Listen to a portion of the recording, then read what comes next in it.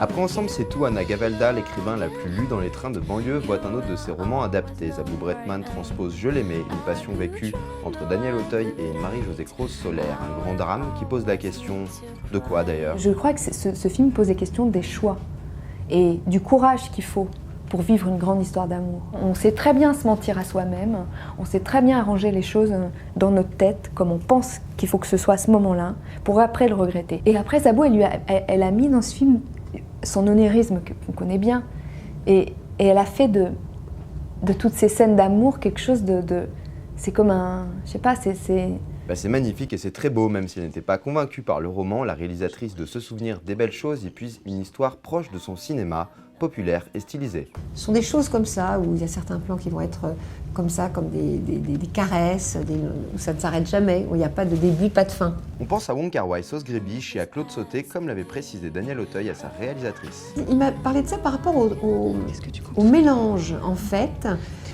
du travail et de l'amour. Et j'aime bien quand il y a une vraie précision de travail. Ça campe les personnages, et c'est Daniel qui me disait qu'il y avait la même chose chez Sauté. Bref, Je l'aimais est une romance imparable qui plaira à tous, ou presque.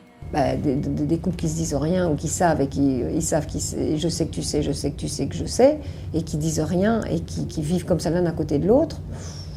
Je pense que ça va être assez violent. Si tu savais comme je l'aimais. Je comprends pas pourquoi vous n'êtes pas parti avec elle.